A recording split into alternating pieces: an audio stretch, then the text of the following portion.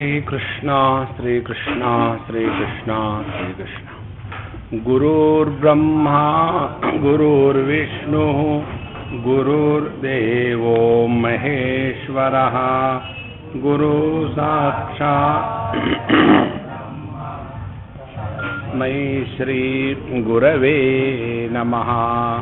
तस्मै श्री गुरवे नमः। समत्वम मौज उच्चते। हम लोग जरा फ्रेश पानी ले आना पूजा। समत्वम योग उच्चते, यह जो सिद्धांत है, इस सिद्धांत को हमको सार्वभौम दृष्टि से समझना है। पहले समत्व व्यवहार में, दूसरा समत्व मन के स्तर पर, तीसरा समत्व हमारे बुद्धि के स्तर पर, और चौथा समत्व हमारे व्यक्तित्व के स्तर पर, और पांचवा समत्व हमारे स्वरूप के स्तर पर। तो यह जो समत्व है, इस समत्व को प्राप्त करना माने नित्य निरंतर सहज स्वभाव से ही आनंद में रहना। वहीं रख दो अभी। हाँ, तो पहले व्यवहार में समत्व लाने के लिए हमें कर्मयोग का सिद्धांत श्रीमद् भगवद गीता बताती है। तो वहां हमें बताया जाता है,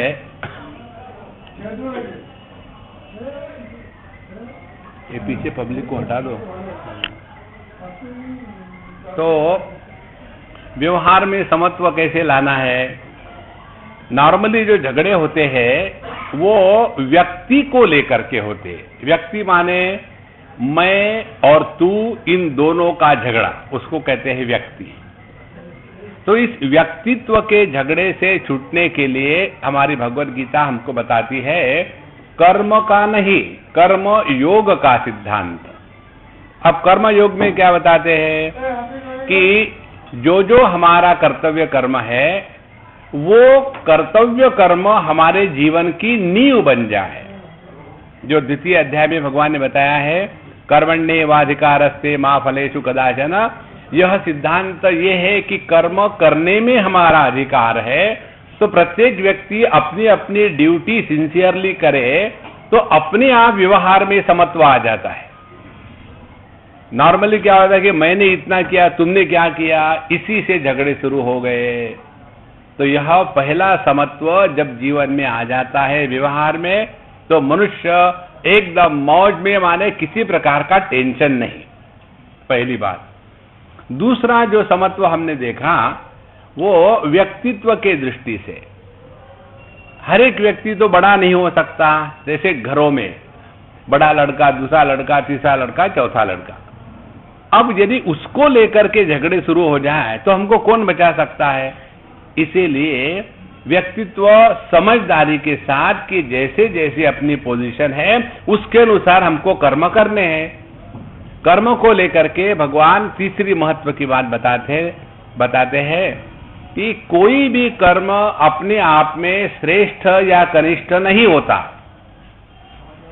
नहीं कश्चित क्षणमपि जातु तिष्ठति अकर्मकृत। कोई भी ऐसा व्यक्ति नहीं है कि जो निकम्मा बिना कुछ कर्म किए बैठे। तो कर्म हमको करनी ही है। तो क्या करना है? जहां जहां हमको प्रभु ने रखा है, जो जो कर्म कर्तव्य है, वो कर्म बड़े प्यार से, मस्ती से, हृदयस्थ आनंद को प्रकट करने के लिए करे। देखो, आप खुशी से रोटी बनाते हो, या खुशी से भगवान की पूजा करते हो, या खुशी से झाड़ू लगाते हो, इसमें इंपॉर्टेंट फैक्टर खुशी है। क्या करते हैं ये महत्व की बात नहीं है, जो भी करते हैं कैसे करते हैं। देखो कितनी सुंदर बात। इस प्रकार से जब हम ये समत्व को जीवन में लाने के भिन्न भिन्न स्तर है, उस पर लाने के पश्चात फिर हम आ गए थे योग में। योग में समत्व क्या है? योग में समत्व ये है कि यदि हमने अपने आप को ठीक से पहचाना है तो हमें यस्मिन् सर्वाणि भूतानि आत्मन्नेवानुपश्यति, आत्मन ने अपने आप में सभी को पहचान लिया। ईक्षते योग युक्तात्मा सर्वत्र समदर्शनः, तो जिसने योग का अभ्यास किया है उसकी दृष्टि समत्व पर होगी, विषमता पर नहीं होगी। उसके पश्चात हमने भक्ति की बात करी थी। भक्ति में क्या बताते हैं? भक्ति में बताते हैं कि भूमि रापो नलो वायु खम मनो बुद्धिरेव च अहंकार इति यम में भिन्ना प्रकृति रष्टधा। तो यह प्रकृति परमात्मा की है, यह दुनिया परमात्मा की है। तो हम परमात्मा के बच्चे हैं, तो प्रकृति दुनिया हमारी माँ हो गई। तो माँ के साथ जो संबंध होता है वो भोग का नहीं होता है, वो सेवा का संबंध होता है। इस प्रकार से भक्ति का तात्पर्य हृदय में सेवा भाव का प्राकट्य। अब जब हमारे हृदय में सेवा भाव प्राकट हो गई तो हम बन गए सेवक, और सेवक वह होता है जिसका अपमान नहीं होता। ये बड़ा सिंपल टेक्निक है। समझो हम नौकर है और आप हमारे मालिक हो, तो मालिक क्या करेगा? मालिक अपने नौकर पर अपना रुबाब जमाएगा। 2 4 10 लोग आ गए, हमको बुलाएगा, अरे रामू इधर आ जा। पता नहीं ये आजकल के नौकर बड़े घटिया होते हैं। बाबूजी क्या है? पानी ले आना जरा पीने के लिए। सुबह से बाबूजी आपने कितना पानी पिया? टैंकर हो क्या? खाने समय पी लेना। ऐसा मैंने जवाब दिया तो मालिक का अपमान हो गया ना अपमान। और उस मालिक ने यदि मुझे डांटा तो सबके सामने, मूर्ख कहीं का, एक लगाऊंगा चाटा, निकल जाए यहां से। ऐसा यदि मुझे मालिक ने डांटा तो मेरा अपमान हुआ क्या? देखो, मालिक बनो तो मान अपमान का धंधा शुरू, सेवक बनो तो मान अपमान प्रूफ। देखो, तो मैं सेवक सचराचर रूप स्वामी भगवंत, जो हमारे तुलसीदास जी महाराज कहते हैं, यही दृष्टिकोण है भक्त का कि यह जितना रूप है हमारे प्रभु का ही रूप है। यदि हमने सब में उसी तत्व का दर्शन करने का झूठ मूठ क्यों न हो प्रयास शुरू कर दे। और ये प्रयास करने का सिंपल तरीका ये है कि हम सबको आदर देवे। कल हमने देखा था ये, सबको आदर देना माने क्या करना? सबको आदर देना माने सबको अच्छे शब्दों से संबोधित करना, किसी को भी तू मैं नहीं। एक बार एक लड़का अपनी माँ को बता रहा था, माँ देख कौन आया है आदमी, पता नहीं कहां से आया। तो माँ ने आया, देखा, उस सज्जन से बात करी और कहा, वो जाने के पश्चात अपने पुत्र को, देखो बेटा ऐसा बात नहीं करते, देखो कौन आया। हाँ, सबके साथ जी लगाना है आदर से। मम्मी जी देखिए जी, कोई सज्जन जी आए हैं, ऐसा बोलना। बोले ठीक है जी मम्मी जी, बच्चा तो उसी का पुत्र। थोड़ी देर के बाद फिर चिल्लाया, मम्मी जी, हाँ जी बेटा जी। आंगन जी में भैंस जी ने गोबर जी कर दिया जी। जितना चाहे उतना आदर ले लो। जहां हम किसी को आदर देते हैं तो अपने मुख से अपशब्द नहीं निकलता। देखो, किसी को आप कहो संत, किसी को आप कहो भगवान, किसी को आप कहो महात्मा, किसी को आप कहो प्रभु, उसके बाद ऐसा कह सकते क्या, अरे महात्मा ऐसी एक लगाऊंगा कि नहीं? कभी नहीं कह पाएंगे आप। तो जगत के साथ व्यवहार करते समय यदि हम हरेक को यदि आदर से संबोधित करें तो अपने आप व्यवहार में बदल आ जाता है। इस प्रकार से अपने जीवन में चारों तरफ से जब ये समत्व का माहौल बना रहेगा तो कहीं खटखट नहीं होगी। और ऐसा जिसका मन काफी हद तक अब शांत हो गया है, तो ऐसे शांत मन वाले व्यक्ति को अब 13वें अध्याय में भगवान अर्जुन को जो बात बताते हैं वह बात बहुत ही महत्व की है। और ये बात समत्व की पराकाष्ठा है, इससे आगे कोई समत्व नहीं। अब ये कौन सा समत्व है? जब दो हो गए तब उसमें कंपैरिजन होगा। मनु और शतरूपा जी ने बड़ी तपस्या करी, भगवान नारायण प्रकट हो गए और भगवान नारायण को मनु जी ने कहा, भगवान हमें आपके जैसा पुत्र चाहिए। तो भगवान ने क्या कहा, देखो भाई मेरे जैसा तो कोई है ही नहीं, तो मैं ही आपके पुत्र के रूप में प्रकट हो जाऊंगा। जब दो हो गए तब कंपैरिजन होगा। जब एकमेवाद्वितीय है, यह समत्व की पराकाष्ठा है। और इस एक तत्व को जिसने सब में ओतप्रोत पहचान लिया है, उसकी समत्व की निष्ठा कभी भी भंग नहीं होगी। और इसीलिए पहले कर्मयोग के द्वारा अपने अंतःकरण को शुद्ध कर लिया, फिर अष्टांग योग के द्वारा अपने पर नियंत्रण ला लिया, फिर भक्ति योग के द्वारा अपने हृदय को प्रेम से रस से भरपूर कर दिया। ऐसा जो अंतःकरण है, वह अंतःकरण अब ये 13वें अध्याय की भगवान की बात समझेगा। क्या कहते हैं भगवान 13वें अध्याय में? इदम शरीरम कौन्तेय क्षेत्रज्ञ इत्यभिधीयते एतद्यो वेत्ति तं प्राहुः क्षेत्रज्ञ इति तद्विदः। हे अर्जुन, जब आप किसी की तरफ भी देखते हो ना, या अपनी तरफ देखो, तो इसमें दो पहलू स्पष्ट देखने को मिलते हैं। एक तो शरीर, शीर्यमाणत्वात् शरीरम, जो सड़ता है उसको शरीर कहते हैं। तो यह जो हमारा शरीर है एक, और इस शरीर में रहने वाला शरीरी, दो बातें हो गई। तो शरीर को कहते हैं क्षेत्र, क्षेत्र माने खेती। खेती क्यों? क्योंकि इसमें हम जो कर्म के बीज बोते हैं उसी प्रकार से उसके कर्म फल हमको मिलते हैं, इसीलिए देह को क्षेत्र कहा गया है। अब इस क्षेत्र को जो जानने वाला है, इसका जो मालिक है, उसको कहेंगे क्षेत्रज्ञ। इस प्रकार से क्षेत्र और क्षेत्रज्ञ। अब हम सबका ज्ञान क्या हो गया? जितने क्षेत्र हो गए उतने क्षेत्रज्ञ।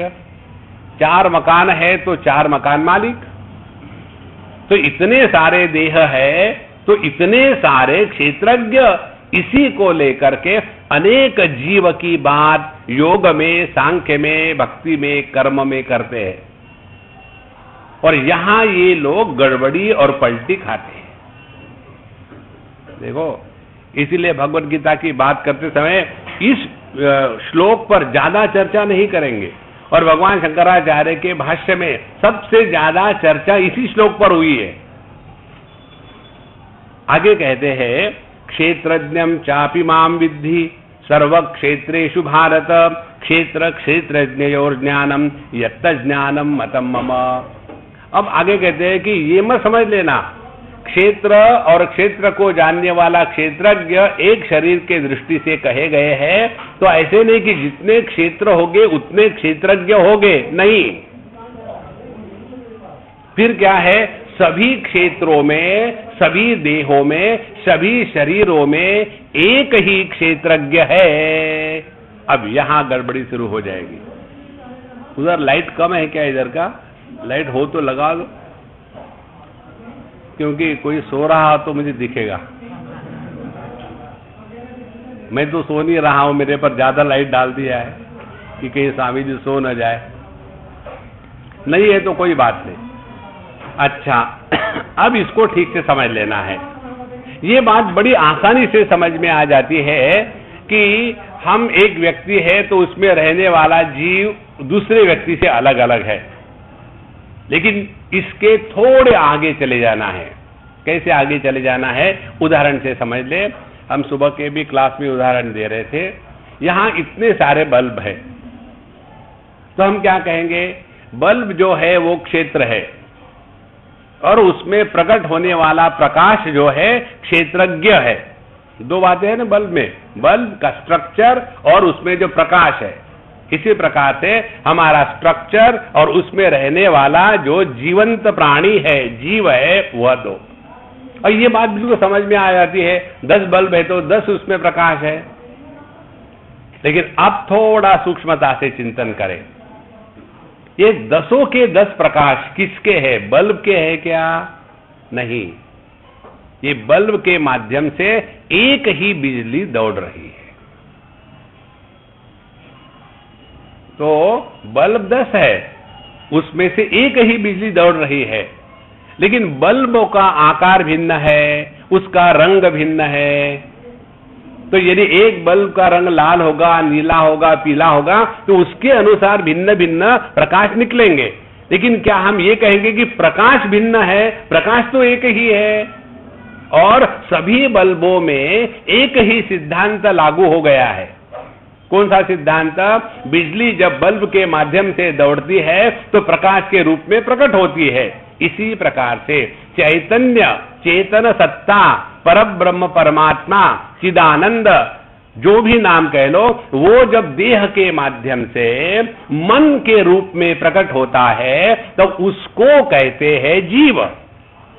तो जैसे ये प्रकाश एक सिद्धांत है, प्रकाश यह अभिव्यक्ति है, प्रकाश व्यक्ति नहीं है, बल्ब व्यक्ति है। इसी प्रकार से एक ही चेतन सत्ता अनेक देह से जब मन के रूप में प्रकट होती है तो यह जो देह है यह सजीव बन जाता है। देखो, परमात्मा यदि सर्वव्यापी है तो क्या केवल जिंदे व्यक्ति में ही है, मुर्दे में नहीं है? परमात्मा जितना जिंदे में है उतना ही मुर्दे में भी है। फिर जिंदे में और मुर्दे में फर्क क्या है? फर्क यही है कि जिंदे व्यक्ति में परमात्मा का प्राकट्य मन के रूप में हो रहा है और इसीलिए देह में जब मन प्रकट होता है तभी यह देह सजीव सा मालूम होता है। जिस देह की यह क्षमता कि जिसमें चैतन्य मन के रूप में प्रकट होवे, यह क्षमता जब नष्ट हो जाती है तो वह देह ठीक होते हुए भी उसको हम मुर्दा कहते हैं। जैसे 2 बल्ब है, एक में क्षमता है कि बिजली को प्रकाश के रूप में प्रकट करावे, दूसरे में नहीं है, तो उसको कहेंगे फ्यूज बल्ब और उसको कहेंगे जिंदा बल्ब। दोनों के पीछे बिजली है। इसी प्रकार से संपूर्ण विश्व में, सभी देह में, सभी प्राणियों में हर जगह परमात्मा व्याप्त है। केवल जिस देह में बुद्धि के प्रकाश के रूप में यह परमात्मा प्रकट हो सकता है उसी देह को हम सजीव कहते हैं। इसी प्रकार से जैसे यह प्रकाश एक सिद्धांत है, इट इज ए फिनोमेना, इसी प्रकार से जीव यह एक फिनोमेना है, यह व्यक्ति नहीं है। तो जीव क्या है? जीव यह परमात्मा की अभिव्यक्ति है। प्रकाश क्या है? बिजली की अभिव्यक्ति है। बिजली प्रकाश नहीं है। बल्ब में बिना बिजली के प्रकाश नहीं है, बिजली में बिना बल्ब के प्रकाश नहीं है। जहां प्रकाश आया वहां संसार शुरू हो गया। शुद्ध परमात्मा तत्व में संसार नहीं, केवल प्रकृति में संसार नहीं। जब परमात्मा का प्राकट्य इस प्रकृति में, देह में जब हो जाता है मन के रूप में, तब यह देह सचेत सा हो जाता है। एक बल्ब यदि फ्यूज हुआ तो किसकी हानि हुई? क्या बिजली की हानि हुई? नहीं। क्या बिजली का प्रकाश के रूप में प्रकट होना इस सिद्धांत की हानि हुई? नहीं। इसी प्रकार से यदि हम यहां मर गए, चैतन्य जो का देव है, उसी चैतन्य की अभिव्यक्ति अन्य देहों में अभी है, तो हुआ क्या? कुछ भी नहीं हुआ। ये मालूम है कैसे है? जैसे एक बर्तन में थोड़ा सा पानी है और उस पानी में हमने देखा तो उसमें हमारा प्रतिबिंब हमको दिखा। और उस पानी को नीचे से हल्की सी आग लगा देना, धीरे धीरे धीरे धीरे पानी इवापोरेट हो जाएगा। फिर सवाल ये है, उसमें जो प्रतिबिंब गर्म पानी में था उसको पसीना आ रहा था क्या?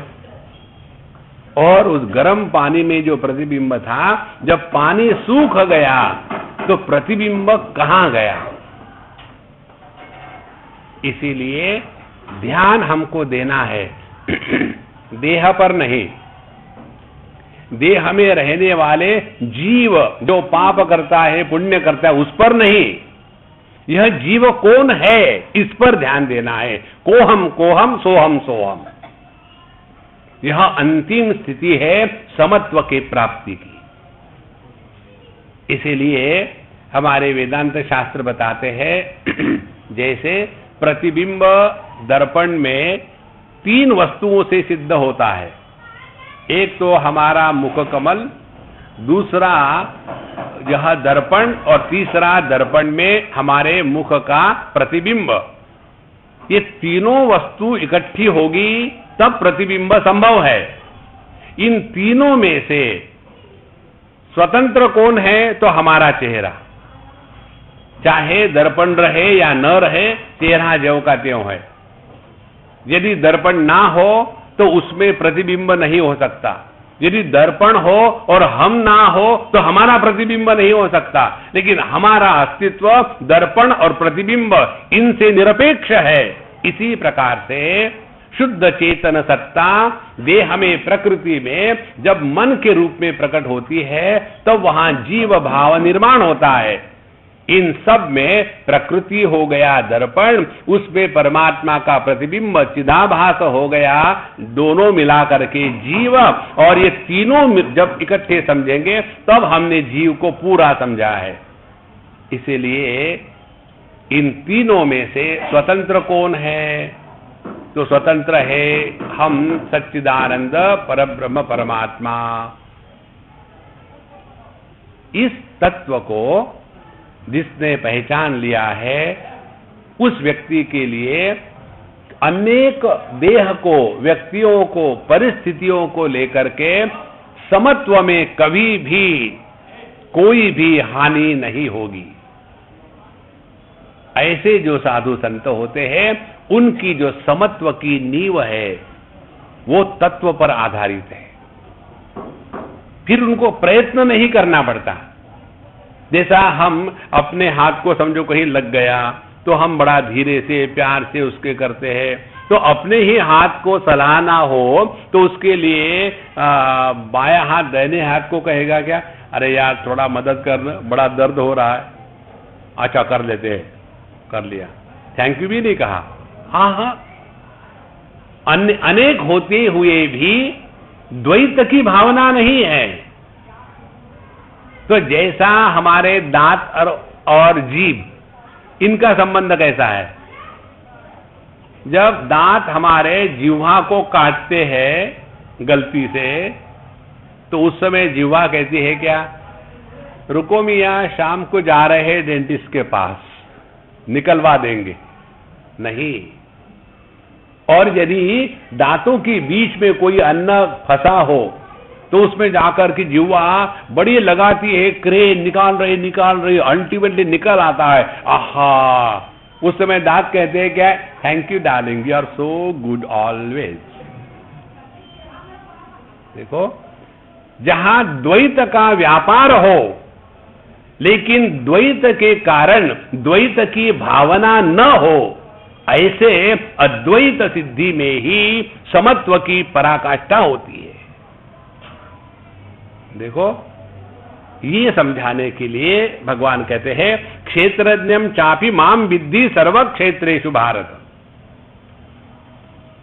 तो सभी में एक ही तत्व प्रकट हो रहा है। प्राकट्य का भेद उपाधि के भेद के कारण है। जो प्रकट हो रहा है वह वही है।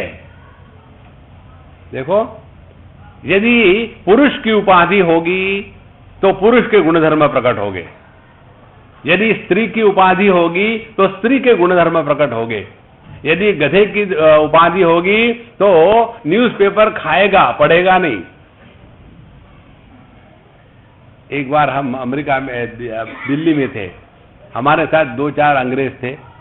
हम टैक्सी में कहीं जा रहे थे कार में, तो उसने देखा कहीं तो भी फट से निकला कैमरा, स्वामी जी जरा गाड़ी को रुकवाए गाड़ी। उसने फोटो लिया, गधा टाइम्स ऑफ इंडिया खा रहा है। तो उसने कहा, Swami ji donkeys eat here newspaper? I said yes, in India donkeys are well read. Only those who are donkeys, they only read the newspaper. उसमें होता तो कुछ नहीं, वही यहाँ मारा वहाँ गिराया, इसने लूटा उसने लूटा, यहाँ टेररिज्म वहाँ ये दूसरा है क्या पेपर में। जब हमारी दृष्टि इस एक तत्व पर जाएगी कि एक ही तत्व सब में प्रकट हो रहा है, प्राकट्य का भेद महत्व का नहीं है, क्या प्रकट हो रहा है इसका महत्व है। देखो, इसके आपको एक दो उदाहरण देते हैं समझने के लिए। हमारे पूना के पास एनआरआई लोग, एक ने सोचा, मिडिल ईस्ट का नहीं, फार ईस्ट का एनआरआई, हांगकांग वगैरह का रहने वाला, कि अपने देश में हम लोग एक वृद्धाश्रम खोलेंगे। उन्होंने वृद्धाश्रम खोला, बहुत बढ़िया मॉडर्न स्टाइल का, और एडवर्टाइजमेंट दी कि यहां रहने के लिए 3,000 रुपये पर महीने देना पड़ेगा और सब बड़ी व्यवस्था होगी। बड़ा एडवर्टाइजमेंट किया, सब कुछ किया, उद्घाटन किया। एक दिन, एक महीना, एक भी एप्लीकेशन नहीं आया, बड़े फ्रस्ट्रेट हो गए। फिर दूसरे एनआरआई ने कहा, अच्छा मैं दूसरा ट्रस्ट खोलता हूं और मैं स्पॉन्सर करूंगा आपके यहाँ आने के लिए। फिर ये स्पॉन्सर करने के लिए कह तो दिया, लेकिन कोई स्पॉन्सर हो तब ना, तब ये वहां का सर्वे करने निकले। और वहां एक गुजराती फैमिली की बात है, वहां उस अम्मा को जब ये पति पत्नी दोनों बाहर चले जाते थे, तब कुर्सी पर ऐसा बैठा करके ऐसे हाथ से उनके रस्सी से उनको बांध देते, हाथ से, कि वो उठ के ना जाए। तो ये जो समाज सेवक थे, दुनिया का भला करने वाले, उन्होंने देखा और जाकर के बात करी, अम्मा कैसी हो, क्या है, कैसे तुम्हारा पुत्र है, कैसी तुम्हारी बहू है। बोले सब ठीक है। बोले ये क्या ठीक है, आपको तो बांध के रखा है, यहाँ रहने के स्थान पर चलो हमारे साथ, वहां वृद्धाश्रम में रह लेना, आपको पैसे देने की जरूरत नहीं, हम स्पॉन्सर करेंगे और आपको वहां से रहना है आराम से। उन्होंने कहा, उस बूढ़ी अम्मा ने, तुमको क्या पड़ी है, मैं तो यहां खुश हूं। बोले नहीं, आपको बांध के रखा है। बोले मैं डिजर्व करती हूं, क्योंकि जब मैं खड़ी हो जाती हूं तो मेरा वो पार्किंसन के कारण मेरा अपने पर कंट्रोल नहीं रहता, और फिर दुनिया में कितनी चीजें मैंने तोड़ डाली है, मैं गिर जाती हूं, इसीलिए वो मुझे बांध के रखते हैं। तुमको क्या मालूम है कि बच्चों का प्यार क्या होता है। वृद्धाश्रम में वो जाए कि जिनके बच्चे नहीं है। देखो महाराज, बाहर के लोगों को दिखा कि उस मां को ये बच्चा छल रहा है, लेकिन वास्तविकता क्या थी, उसको प्रोटेक्ट कर रहा है। इसी प्रकार से जब हम समझेंगे ठीक से कि ये जो भेद है, कभी कोई गुस्सा करता है, कोई मिसअंडरस्टैंड करता है, यह तो औपाधिक भेद है, लेकिन सभी के पीछे एक ही तत्व प्रकट हो रहा है। इसीलिए अभिव्यक्ति से हटकर के जो अभिव्यक्त हो रहा है, वहां हमारी जब दृष्टि चली जाती है, तब समत्व सिद्ध हो गया। समत्वम मौज उच्यते। देखो, और ये बात हर एक लोग आदमी यही कहते हैं कि स्वामी जी अब ऐसा है ना कि जब हम आपका सत्संग सुनते हैं तब तक तो ठीक रहता है, जैसे यहां से बाहर निकले, अपने जूते पहने निकलने लग गए, तो फिर वही तमाकू, वही चूना, और अपने बनारस में वही पान और वही कत्था फिर शुरू हो जाता है। तो क्या करें? तो हमने कहा अपना जूता पहनना छोड़ दो। हमारे यहाँ लोग जो मंदिरों में जाकर के जूते बदलते हैं ना, यह बहुत शास्त्रीय प्रक्रिया है। आपको लगता है वो चोर है, वो चोर नहीं है। मंदिरों में किस लिए जाते हैं? अपने अहंकार का त्याग करने के लिए। अहंकार कहां होता है? अपने जूते में होता है। देखो, कितने भी अंधकार में आप जूते में अपने पैर डालो, यदि दूसरे का जूता हो तुरंत पहचान में आता नहीं, नहीं ये मेरा जूता नहीं, मेरा अहंकार तो मुझे मालूम है। तो करे क्या, पुराने चप्पल जूते पहन के मंदिर में जाओ और वहां से आते समय फ्रेश जूता उठा के ले आओ, ताकि क्या होगा, फ्रेश जूता मिनिमम ईगो। संतो, यह बहुत सहज साधना है। जैसे सुबह एक ने हमको पूछा था, एक अम्मा ने, बड़े बिल्कुल, स्वामी जी हमारे मजाक मत करना, ठीक उत्तर देना, इसी प्रश्न को लेकर के। हमने कहा अम्मा, हम हिंदी सिनेमा के शौकीन हैं, इसलिए एक सवाल तुम करो, एक सवाल हम करें, हर सवाल का सवाल ही जवाब हो। बोले ठीक है। हमने कहा कि अम्मा, हम सुबह में 7 बजे नाश्ता किए, फिर 12 बजे भूख लग गई, तो क्या करें? खा लो। हाँ बहुत बढ़िया, ये तो मुझे सूझा ही नहीं। फिर 12 बजे खा लिया, फिर मुझे जाकर के 5 बजे फिर भूख लग गई, फिर क्या करो? फिर कचौड़ी, पकोड़े, समोसे, थोड़ा बहुत नाश्ता कर लो। हाँ ये तो बहुत ही अच्छी आइडिया है। उसके बाद फिर 9 बजे भूख लगती है रात को, तो फिर क्या करें? फिर डिनर कर लो। अरे ये तो मैंने सोचा ही नहीं था कभी। उसके बाद सुबह उठते हैं, फिर भूख लगती है, फिर क्या करो? तो फिर नाश्ता करो। इसी प्रकार से जब खाना दिन में 4 बार पड़ता है, लेकिन जब सत्संग की बात आती है तो साल में 1 दिन, 1 दिन में 1 घंटा, 1 घंटे में 1 मिनट, 1 मिनट में 59 सेकंड समाधि। और हम कहते हैं कि हमको ये बात समझ में नहीं आती। महाराज, इतना नित्य निरंतर सत्संग होवे तब जाकर के अपने में परिवर्तन आता है। स्वामी विवेकानंद जी के प्रवचन को सुनने के पश्चात एक अमेरिकन डॉक्टर उनको मिला और कहने लगा कि देखो, मैं डॉक्टर हूं और मैं बहुत बिजी रहता हूं, 1 घंटे में $10,000 कमाता हूं, तो मैं बहुत बिजी रहता हूं। तो मुझे आपका ये ज्ञान बहुत अच्छा लगा, तो मुझे आप ये ज्ञान सिखाएंगे क्या? लेकिन जल्दी सिखाना। तो विवेकानंद स्वामी ने कहा कि देखो, तुम इतना पैसा कमाते हो तो थोड़ा पैसा मैं भी कमाऊंगा, तो ऐसा करते हैं कि मैं अपना ज्ञान तुमको देता हूं और तुम अपना ज्ञान मुझे दे दो। लेकिन तुम्हारा 1 घंटे का सवाल है, अब ये बोलते बोलते 5 मिनट तो खत्म हो गए, अब बचे 55 मिनट, तो 27.5 मिनट में मेडिसिन का पूरा ज्ञान तुम मुझे दे दो, ताकि मैं 10,000 रुपए 1 घंटे का कमाऊं और उसके बाद 27.5 मिनट में मैं तुमको पूर्ण वेदांत शास्त्र का ज्ञान दे देता हूं। तो उन्होंने कहा, अरे महाराज, 27.5 साल तो मुझे डिग्री का ठप्पा लगाने के लिए लगे, उसके बाद 27.5 साल मैंने कितनों को यमराज के दर्शन कराए, और उसके बाद मुझे ये स्थिति प्राप्त हो गई, और आपको चाहिए 27.5 मिनट में।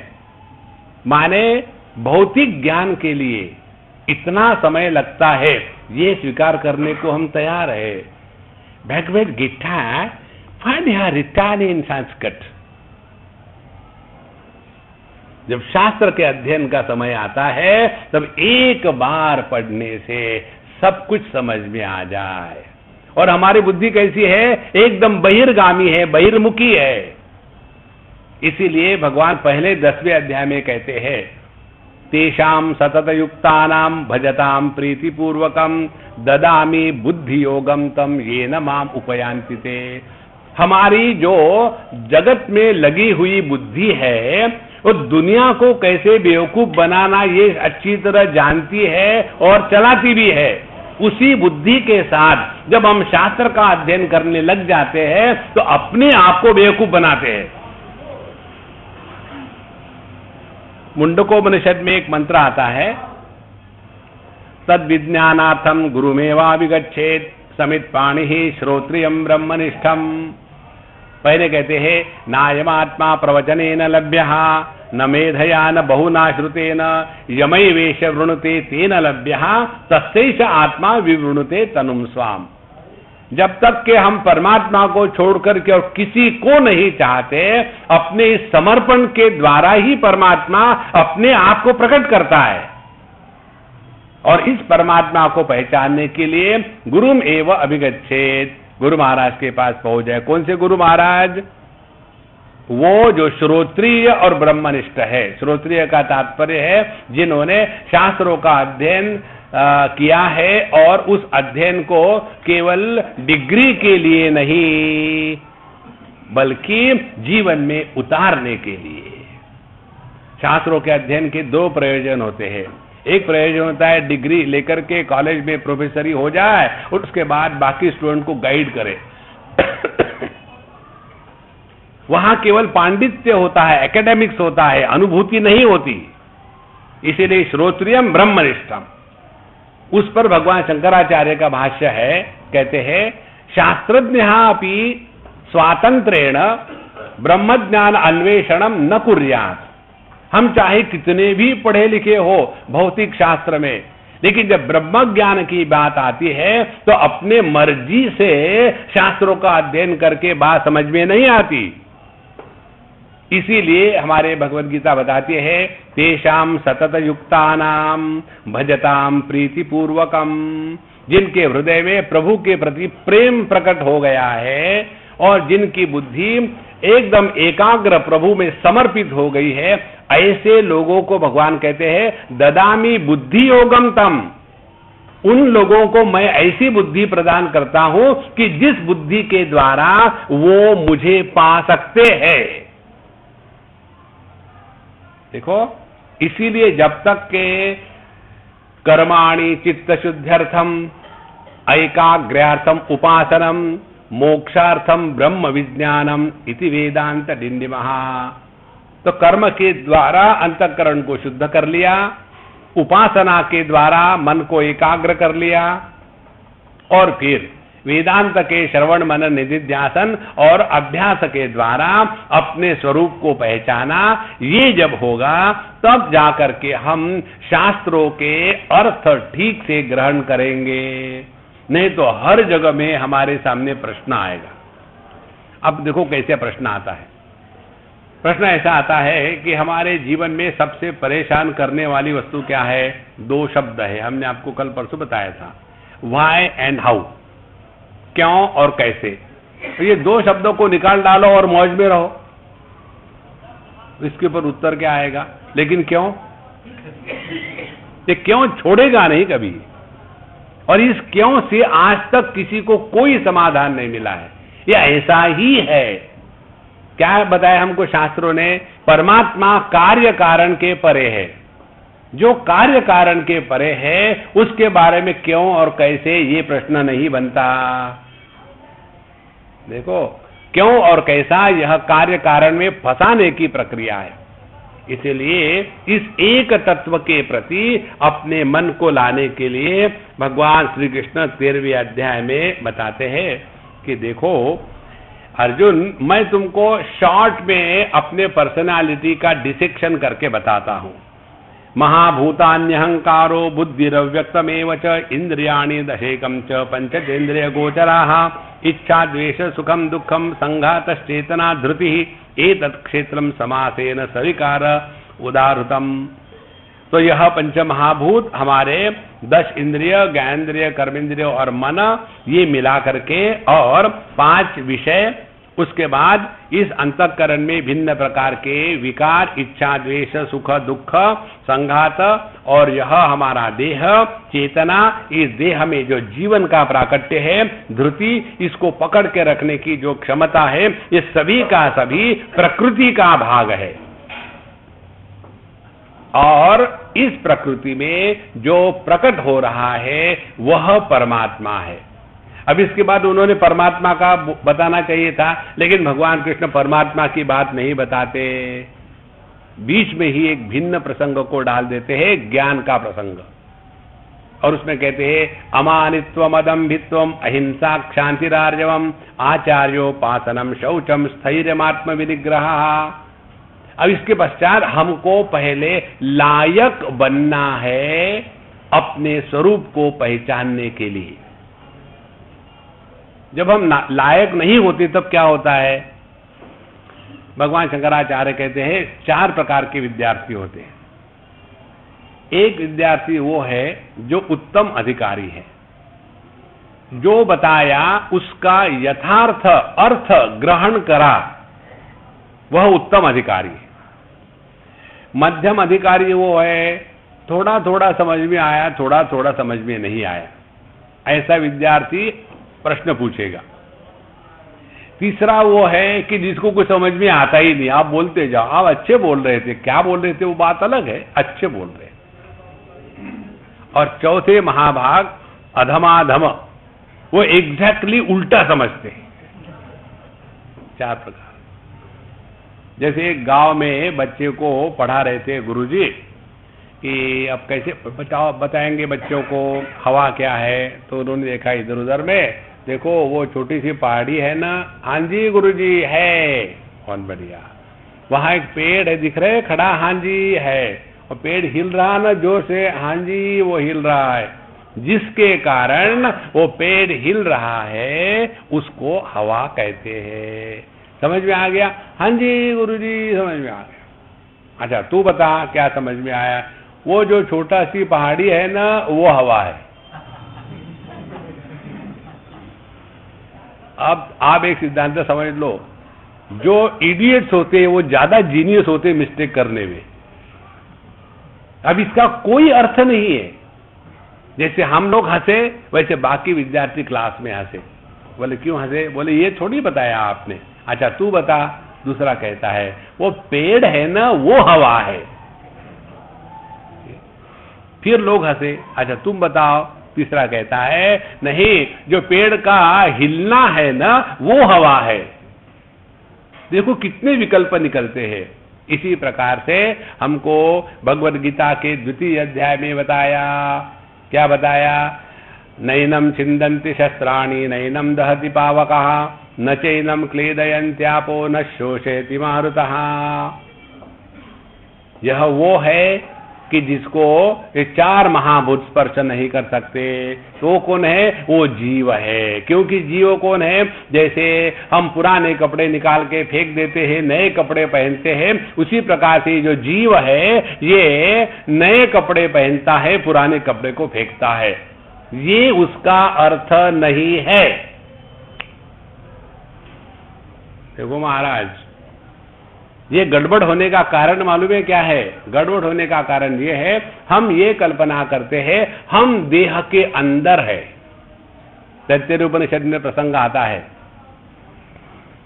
कि पहले अन्नमय कोश और इसका अंतरात्मा जो है वो प्राणमय कोश, फिर अन्योंतरात्मा मनोमय कोश, अन्योंतरात्मा विज्ञानमय कोश, अन्योंतरात्मा आनंदमय कोश, और इसमें वह परमात्मा बैठा हुआ है। तो हम कैसी कल्पना करेंगे? अन्नमय कोश ये है, उसके अंदर में जैसे अस्तर लगाते हैं ना कोट में, वैसा प्राणमय कोश। अच्छा, उसके अंदर में मनोमय कोश। अच्छा, फिर अंदर जाएंगे, उसके पीछे अंदर में जो है वो विज्ञानमय, उसके अंदर में जो है वो आनंदमय, उसके अंदर में परमात्मा है। अब ये दिमाग में नक्शा बन गया है। अब मेडिटेशन करेंगे, क्या करें? Don't disturb. अंदर जा रहे, कहां जा रहे? और फिर हेडेक शुरू हो जाता है। पता नहीं, पहले तो ठीक था, मेडिटेशन के बाद हेडेक बड़ा जोर से होता है। सबको होता है क्या? नहीं, जिसको हेड है उसी को होता है। यह प्रक्रिया गलत है। देखो, अब इस विषय को हम बताएंगे, बड़ा महत्व का विषय है। अब ऐसा समझो आप, देह एक वस्तु है और उस देह नाम की वस्तु को प्राणमय कोश नाम के थैले में रखा हुआ है। प्लास्टिक के थैले होते हैं ना, तो प्राणमय कोश इस थैले में देह नाम के कद्दू को रखा है नो। अपने रामदेव बाबा के कद्दू पूरे देश विदेश में प्रसिद्ध हो गए, है ना। सभी कद्दू उनको आशीर्वाद देते होंगे, आपके ही कारण हमारी कीमत बढ़ गई, ये तो कौन पूछता था हमको। तो देह हो गया कद्दू, उसको रखा प्लास्टिक का थैला जो प्राणमय कोश। अब उसके पश्चात यह देह और प्राणमय कोश ये दो बन गए वस्तु, उसको रखा मनमय कोश के थैले में। ये तीन बन गए वस्तु, उसको रखा विज्ञानमय कोश में, और ये चारों को रखा वस्तु के रूप में आनंदमय कोश के थैले में। इसीलिए आनंदमय कोश में ये सब इंक्लूडेड है।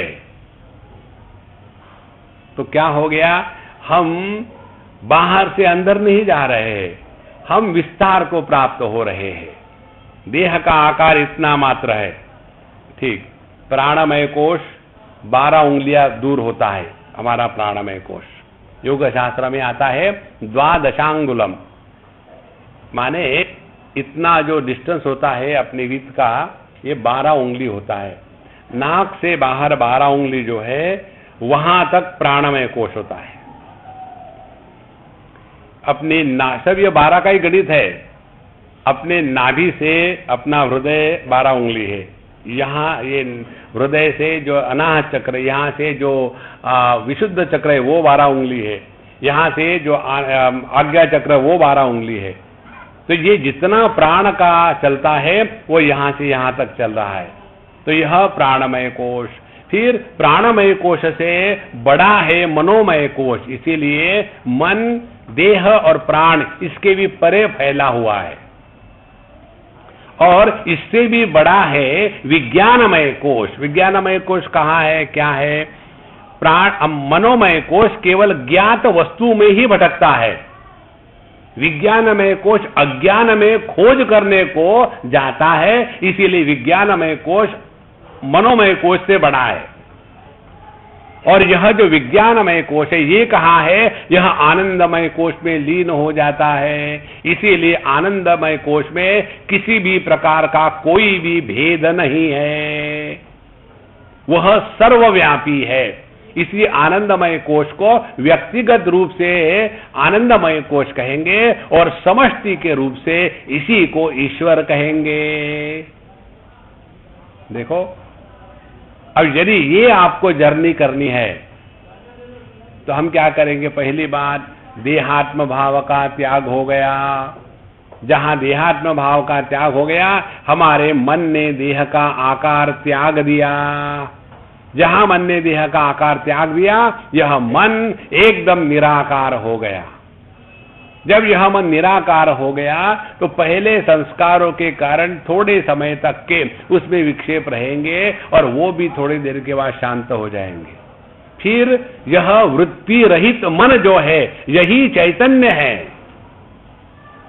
इसीलिए ध्यान जब हम देते हैं तब हम साधना करते हैं, और जब हम ध्यान करते हैं तो परेशान होते हैं, पकड़ के बैठे हैं, अब क्या होगा, कुछ तो भी ऊपर चढ़ रहा है और कुछ तो भी हो रहा है, अनेक प्रकार के अनुभव आ रहे हैं, रबड़ी खाने का स्वाद आ रहा है,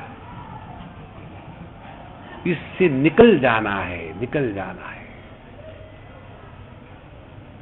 ऐसा करके जब हम अपने सभी प्रकार के उपाधियों से निवृत्त होने का अभ्यास करेंगे, फिर हमारी बुद्धि सूक्ष्म हो जाती है। और उसके लिए कहते हैं फिर अभ्यास क्या है? अमानित्वम, अदम्भित्वम, अहिंसा, क्षांति, आर्जवम, आचार्य उपासनम, शौचम, स्थैर्यम, आत्मविनिग्रह। अब ये यहां उन्होंने अगले 2-4 श्लोकों में 20 साधना बताई है। ये 20 साधना करने से हमारा ज्ञान जो है वो शुद्ध पवित्र हो जाता है। हमारे ज्ञान में अपवित्रता, अशुद्धि क्या है? दुराग्रह की। जो हमने पहले पढ़ा है उसका त्याग करना बड़ा कठिन होता है। एक बार हम कहीं गए थे किसी संगीत वाले के यहाँ, वहां बोर्ड लगा हुआ था, तबल जी थे, बोर्ड लगा हुआ था, जिसको थोड़ा बहुत तबला आता है उसके लिए रेट 1 घंटे के 100 रुपए, जिसको कुछ भी नहीं आता उसके लिए 1 घंटे के 10 रुपए। तो मैंने सोचा कि गड़बड़ी तो नहीं हो गई, तो मैंने कहा महात्मा जी कोई गड़बड़ी तो नहीं हुई? बोले गड़बड़ी नहीं, ठीक है। मैंने ये कैसा, जिसको आता है उसके 100, जिसको कुछ भी नहीं आता उसको 10।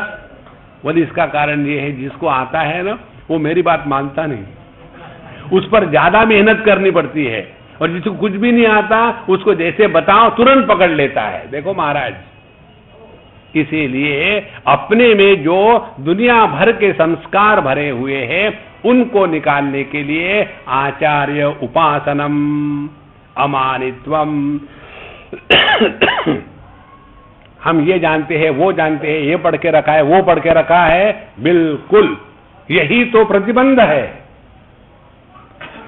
तो जहां हमने अपने आप को पूरी तरह से खाली कर दिया, कोई मान नहीं, कोई अपमान नहीं, हम ये है, हम वो है, कुछ भी नहीं, तब जाकर के धीरे धीरे हम इस ज्ञान के ग्राहक बन सकते हैं। उसके बाद अदम्भित्वम, दंभ हमारे जीवन का सबसे बड़ा शत्रु है। एक इसके लिए साधारण हम बताते हैं, we don't have to prove anything to anybody in this world. बड़ा सरल सरल गणित है। हम जहां भी जाते हैं, we want to prove something to somebody, but we don't know what we want to prove and to whom। यह जो अपना गलत जीवन का प्रवाह है उसको रोकना है।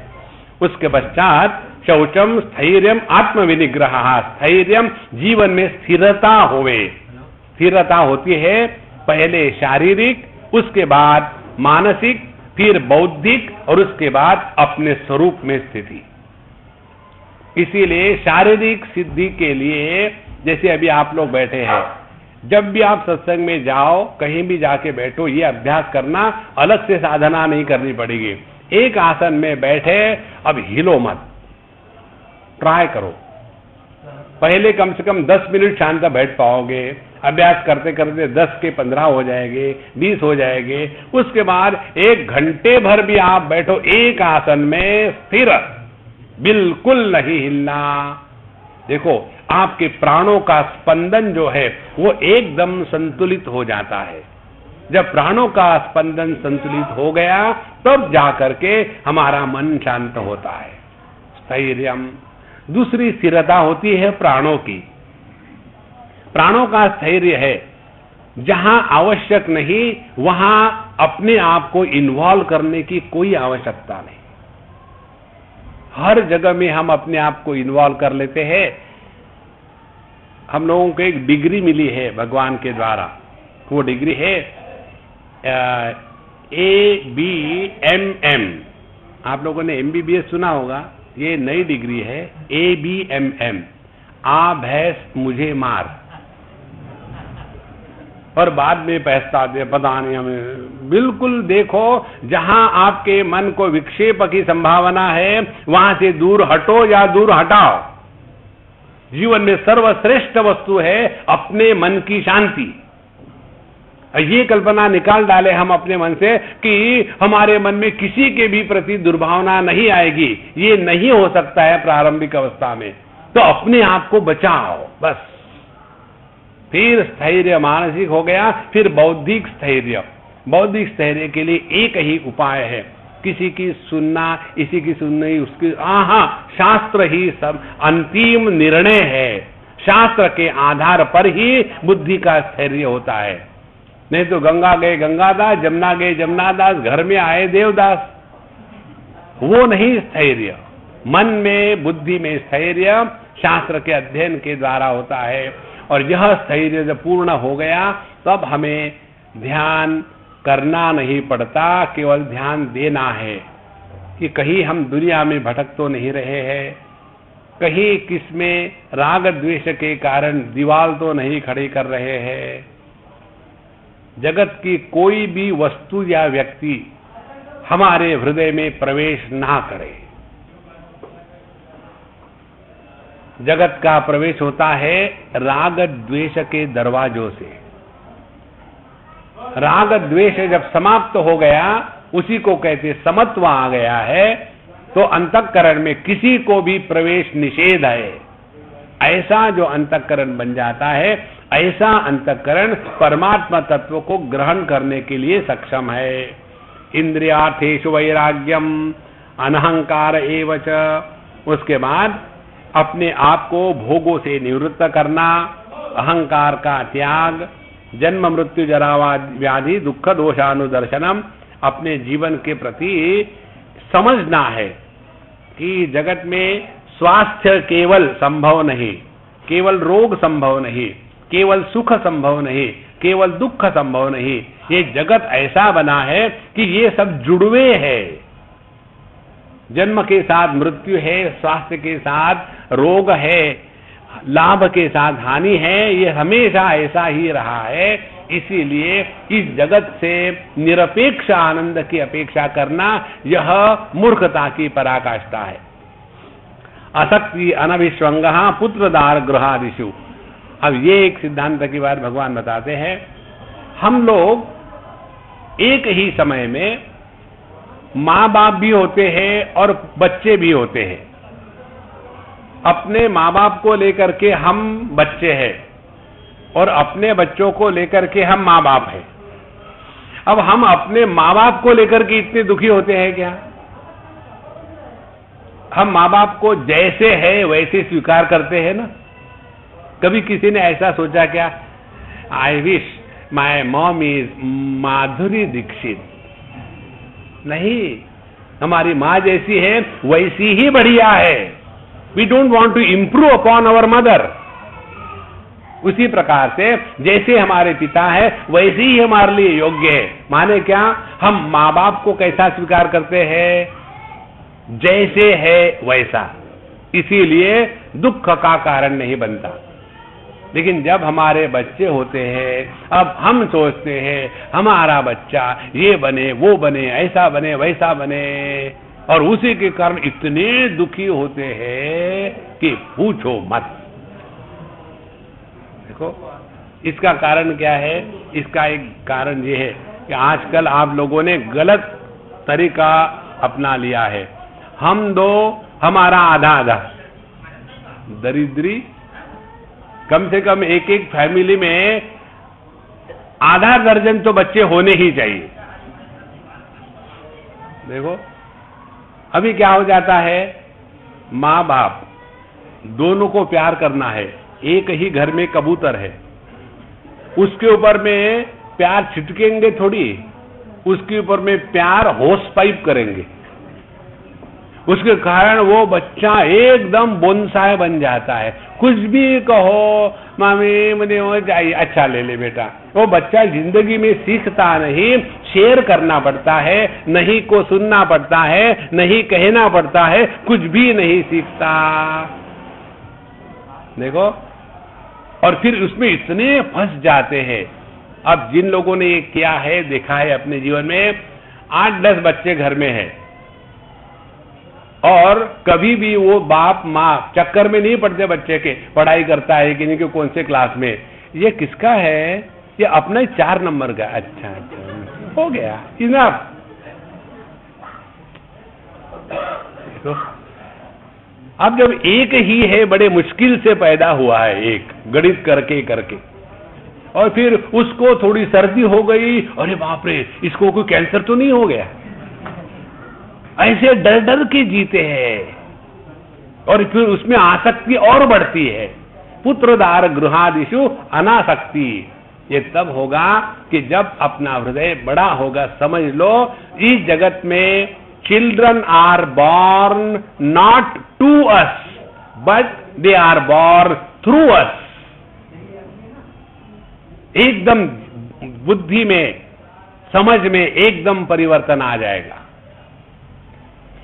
यदि हम माँ बाप देह में रहने वाले जीव को भी पैदा करते, तो कौन से माँ बाप के माध्यम से बुरा बच्चा पैदा होगा? तो हम तो बच्चों को केवल देह देते हैं। जो देही है यह माँ बाप की पैदाइश नहीं होती। और जो जीवन जी रहा है वह देही है, देह जीवन नहीं जी रहा है। लेकिन ये बात हमको समझ में नहीं आती और इसीलिए जिंदगी भर दुखी रहते हैं। और क्या दुखी है? स्वामी जी बच्चे हमारी बात मानते नहीं। क्या करते हैं आपके बच्चा? हमारा बड़ा बच्चा अभी रिटायर हुआ ब्रिगेडियर से, और कंप्लेन क्या है? वो हमारी बात मानता नहीं। आप देखो, इस प्रकार से दुखी होने का कारण केवल ना समझी है। तो जब हम ये सिद्धांत समझ लेंगे, अध्यात्म, मौज, परमात्मा की प्राप्ति, सुंदर जीवन, इस सब का तात्पर्य है आप हमेशा प्रसन्न रहते हो। प्रसन्नता से कर्म करना कर्म योग है। प्रसन्नता से स्वयं को नियंत्रित रखना अष्टांग योग है। प्रसन्नता से भगवान की भक्ति केवल टाइम पास करने के लिए करनी है, कुछ लेने के लिए नहीं करनी है। ऐसा जिसका मन प्रसन्न रहेगा, उसी प्रसन्न अंतःकरण में परमात्मा की जिज्ञासा प्रकट होती है। नहीं तो जहां भी जाएंगे मन में दुनिया ठसाठस भरी हुई है। ऐसा करते करते मयि च अनन्य योगेन भक्ति ही अव्यभिचारिणी विविक्त देश सेवित्वम अरतिर्जर संसदी। ऐसा करते करते भगवान के प्रति हृदय में भक्ति प्रकट हो जाती है। फिर जन संसदी अरति। जन संसद माने क्या? पॉलिटिक्स। अरति, उसमें समझदार लोग इंटरेस्ट नहीं लेते। देखो, पहले जमाने में राजा लोग थे, वो प्रजा को चूसते थे। अब वो चले गए, उनको रिप्लेस करने वाले सुपर राजा आ गए। देखो, वो भी वही कर रहे हैं और ये हमेशा ऐसा ही था और ऐसा ही रहेगा। महाभारत का युद्ध हुआ किसके बीच में? पांडव कौरवों के बीच में। मरे कौन? आम आदमी। राम रावण का युद्ध हुआ, मरा कौन? आम बंदर। ऐसा ही होता है। इस जगत में नई कुछ बात नहीं है। इसमें से अपने आप को हटा करके स्वरूप में स्थित होना, यही जीवन का अंतिम लक्ष्य है। अन्यथा यहां हमारे कितने साधु संत हो गए। कल परसों हम गए थे तैलंग स्वामी के मठ में, तो क्या उनके अंतःकरण में देशभक्ति नहीं थी? देखो, इन सब छोटी मोटी बातों से हट करके अपने आप को केवल इस तत्व में निष्ठा प्राप्त करके रहना है। इसीलिए सब जीवन में जो महत्व का सिद्धांत है वह है नित्य निरंतर अध्यात्म ज्ञान नित्यत्वम तत्व ज्ञानार्थ दर्शनम। तो नित्य निरंतर सत्संग होवे, शास्त्रों का अध्ययन होवे और उसके बाद तत्व ज्ञानार्थ दर्शनम। और ये सब किस लिए है? ये एकेडमिक्स के लिए नहीं है, ये अपने स्वरूप में निष्ठा प्राप्त करने के लिए। इसलिए जब भी कोई हमसे बात करता है, एक बार किसी ने हमको कहा, स्वामी जी हमको आपसे डिस्कस करना है। हमने कहा हम आज तक किसी से कोई डिस्कस किए नहीं, डिस्कस करना नहीं, हम अपनी हार स्वीकार करते हैं। आप ज्ञानी हो, हम महामूर्ख शिरोमणि हैं। जानन अभि मेधावी जड़वत लोकमाचरेत वादो न अवलंब्य। किसी के भी साथ किसी भी विषय पर वाद विवाद करना यह साधु संतों का मार्ग नहीं है। अब हमको यदि पीएचडी लेनी हो, एक हमारे पहचान के हैं, उन्होंने भगवान शंकराचार्य के शतश्लोकी पर पीएचडी करी। तो वो अम्मा हमारे पास आती थी, स्वामी जी हमको कुछ बताइए। हमने कहा देखो, तुम जहां यूनिवर्सिटी में काम कर रही हो वहां से तुम्हारे गुरुजी बताएंगे। नहीं, वो तो बता रहे हैं, उनको पीएचडी मिल गई। उसके बाद हमने कहा भाई हम जरा दर्शन करना चाहेंगे, जिन्होंने आपको ऐसा सूक्ष्म विषय पर गाइडेंस किया है।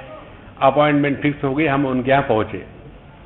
पहुंचने के पश्चात हम दरवाजे में खड़े हैं, जो शुरू हो गया उनका, हमने इतने स्टूडेंट गाइड किए, हमारी इतनी पुस्तकें पब्लिश हो गई, हमने ये किया, हमने वो किया, ये। और मैं 10 मिनट दरवाजे में खड़ा रहा। फिर मैंने कहा अंदर आके बैठूं कि यही खड़ा रहूं? बोले नहीं नहीं बैठ लीजिए, कोई बात नहीं। फिर शुरू उनका।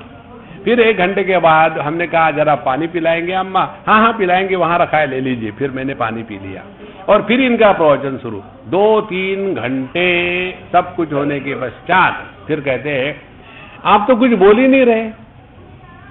हमने कहा हम तो सुनने के लिए आए, बोलने के लिए थोड़ी आए, सुनाइए। फिर कहते हैं कि मुझे एक समस्या है। क्या समस्या है? जब कैसे करते हैं ये मुझे आप बता सकते हैं? देखो, पीएचडी को गाइड करना, शांकर वेदांत पर अथॉरिटी करना और जब कैसे करना ये उनको मालूम नहीं था। तो हमको तो वैसे चाबी भरने की आदत है। हमने कहा कि जरूर बताएंगे, लेकिन आपको तो पता है ना, तद विज्ञानातम गुरुमेवाभिगच्छेत्, तो आपको हमारा शिष्यत्व स्वीकार करना पड़ेगा, तब हम आपको मंत्र की साधना क्या है बताएंगे। स्वामी जी आप बहुत ही मजा किए। हमने, मैं सीरियस हूं, मजा करते। देखो कि जरूरी है क्या कि आपको हम गुरु माने? देखो मनुष्य का कितना अमानित्व, अदम्भित्व, यही बात है महाराज। केवल शब्द पांडित्य से तत्व का दर्शन नहीं होता। कबीर जी महाराज कहते हैं ना, पोथी पढ़ के कोई पंडित नहीं होता, यह ज्ञान हृदय में उतारना है। इसीलिए तत्व ज्ञानार्थ दर्शनम, तत्व ज्ञान को अपने अनुभूति में कन्वर्ट करने के लिए हम सब कुछ कर रहे हैं। अभी कहां की बात है? बंगाल की बात है। वहां एक कन्या आई, आकर के हमको कहती है कि स्वामी जी आप गीता पर बोल रहे, मैं भी गीता पर पीएचडी कर रही हूं, तो मैंने कुछ खोज निकाली है कि गीता में अनेक ऐसे श्लोक है कि जो अनावश्यक है, गलती से किसी ने डाल दिए। तो हमने कहा कि मैं आपको बताता हूं, 2 श्लोक है ऐसे। बोले कौन से? हमने कहा 9वें अध्याय का 3रा और 4था श्लोक। अरे आपको पता है, आप भी मेरे से एग्री करते हैं क्या? वो 2 श्लोक क्या है? मया ततमिदं सर्वं जगदव्यक्तमूर्तिना मत्स्थानि सर्वभूतानि न चाहं तेष्वस्थितः न च मत्स्थानि भूतानि पश्य मे योगमैश्वरं भूतभृन्न च भूतस्थः ममात्मा भूतभावनः। यह सब कुछ मुझ में है और मैं उनमें हूं। लेकिन असल में बात बताएं, वो भले मुझ में हो लेकिन मैं उनमें नहीं हूं। लेकिन असल बात है, ना तो वो मुझ में है ना तो मैं उनमें हूं। समझ में आया? ऐसी बात करने वाला कन्हैया तो कंफ्यूज ही होगा। हमारे कन्हैया लाल का सिद्धांत है, try to convince if you cannot try to confuse. देखो, और फिर हम खोज निकालेंगे कि कैसे भगवत गीता में ये गलत श्लोक आए हैं। जिस भगवत गीता पर भगवान शंकराचार्य आदि सभी संत पुरुषों ने पूरे 700 श्लोकों पर भाष्य लिखा है, इनसे बड़े ये एक पीएचडी की डिग्री लेकर के एक नौकरी करके 2 टाइम की रोटी फाड़ने वाले हैं। ब्रह्म विद्या पेट भरने की विद्या नहीं होती। इसीलिए अध्यात्म ज्ञान नित्यत्वम तत्व ज्ञानार्थ दर्शनम, यह अपने अनुभूति में निष्ठा प्राप्त करने के लिए होगी। और जैसे जैसे हम अपने स्वरूप के पास निकट ज्यादा समय तक रहने लग जाते हैं तो जगत के प्रति किसी भी प्रकार के रिएक्शन होना बंद हो जाती है। देखो, जब आपने कभी देखा होगा या किया होगा, अगले बार करो, कोई छोटा सा तालाब हो कहीं हो, उसमें पत्थर डालो तो ऐसे पानी के तरंग निकलते हैं। और समुद्र में चले जाओ और समुद्र में इतना बड़ा पत्थर डालो, एक भी तरंग नहीं उठता, समुद्र उस पत्थर को निगल लेता है। इसी प्रकार से जो अपने स्वरूप में स्थित है उनके लिए राग द्वेष काम क्रोध लोभ मोह मदमात्सर्य इत्यादि का कोई प्रभाव नहीं। यही बात 6वें अध्याय में भगवान ने हमको बताई थी। जितात्मनः प्रशांतस्य परमात्मा समाहितः शीतोष्ण सुख दुखेषु तथा मानापमानयोः। जिसने सुख दुख इत्यादि द्वंद्वों के द्वारा अपने अंतःकरण पर कोई भी प्रभाव नहीं पड़ने दिया और मानापमानयोः प्रशांतस्य, मान अपमान के द्वारा जिसकी शांति में कोई भी फर्क नहीं पड़ता, उसको परमात्मा प्राप्त हो चुके हैं। परमात्मा की प्राप्ति माने ये नहीं सामने भगवान आकर के खड़े रहेंगे, अरे बाबा जल्दी निकाल फोटो, मेरा पैर दुख रहा है, हाँ खड़ा हूं मैं। ये भगवान का दर्शन नहीं है। परमात्मा का दर्शन हमेशा आत्म रूप से ही होता है। देखो, इस प्रकार से जब हम अपने आप को चेतन सत्ता के रूप में पहचानेंगे, तब यस्मिन् सर्वाणि भूतानि आत्मैवा भूत विजानतः तत्र को मोहः कशोकः एकत्वम् अनुपश्यतः। जब हमने अपने आप को चेतन सत्ता के रूप में पहचान लिया है, तो यह संपूर्ण विश्व केवल उसी चेतन सत्ता का ही विस्तार है। देखो, इस प्रकार से जो समता, जो समत्व स्वरूप के ज्ञान से होती है, वह समत्व कभी भी टूटती नहीं। इसीलिए आपको ज्ञान भ्रष्ट ये शब्द नहीं मिलेगा कहीं। जैसे कर्म भ्रष्ट है, योग भ्रष्ट है, ज्ञान भ्रष्ट नहीं होता। ज्ञान माने जिसकी अनुभूति में निष्ठा है, शब्द पांडित्य मात्र नहीं। और ऐसा सब बताने के पश्चात अब भगवान बताते हैं कि यह अपना स्वरूप क्या है। नेयम यत्तत् प्रवक्ष्यामि यज्ञात्वा अमृतमश्नुते। अब हम आपको वो बताते हैं कि जिसको जानने के पश्चात हम समत्व की सीमा पर पहुंच जाते हैं। क्या है वो समत्व की सीमा? अनादिमत परम ब्रह्म न सत न असत उच्यते। परमात्मा सत असत, जड़ चेतन, सुख दुख इनके परे है। देखो, नॉर्मली हम लोगों को क्या बताया गया है? सच्चिदानंद। आहा, ये शब्द मात्र है। अपना स्वरूप जिसका कभी अभाव होता ही नहीं, उसको सत्य कहने की क्या जरूरत है? जिसमें जड़त्व का और चेतन का भेद नहीं है, उसको चैतन्य कहने की क्या जरूरत है? जिसमें सुख दुख का लेश नहीं है, उसको आनंद कहने की क्या जरूरत है? इसीलिए चित्रम वटतरोर मूले वृद्धा शिष्या गुरुर्युवा गुरोस्तु मौनम व्याख्यानम शिष्यास्तु छिन्न संशयाः। परमात्मा का योग्य वर्णन केवल मौन में ही होता है। इसीलिए इस समत्व पर पहुंचने के लिए कल हमने आपको बताया था, दिन में कम से कम एक बार, 2 बार, जहां भी हो 2, 4, 5, 10 मिनट निकाल करके एकदम शांत हो जाओ। एकदम शांत माने अशांति का तिरस्कार नहीं। एकदम शांत माने अशांति के द्वारा विक्षेपित नहीं और शांति के द्वारा प्रसन्न नहीं। इस पराशांति का अभ्यास रोज कम से कम 2-3 बार, जहां बैठे हो, कुर्सी में, टेबल में, जहां बैठे हो, शांत होकर के बैठ लेना। उस समय कुछ भी नहीं करना, यहां तक के कि यदि आप जप करते हो तो जप भी मत करना, केवल शांत होकर बैठ लेना। धीरे धीरे अपने स्वरूप का भान होने लग जाता है। और जैसे जब शेर किसी आदमी का खून चख लेता है, तो फिर उसको गाय बकरी के खून में इंटरेस्ट नहीं आता। इसी प्रकार से अपने अंदर का जो आनंद है, उसको इस शांति में चख लो, तो अपने आप जगत के विषयों का जो आनंद है वो फीका पड़ने लग जाता है। और तब जाकर के हम अपने परम समत्व में सिद्ध हो जाते हैं। इसीलिए परमात्मा के लिए जड़ नहीं, चेतन नहीं, अच्छा नहीं, बुरा नहीं, स्वर्ग नहीं, नरक नहीं, जन्म नहीं, मृत्यु नहीं, यह जो अंतिम समत्व है, उस अंतिम समत्व में निष्ठा पाना, यही परमात्मा की प्राप्ति है।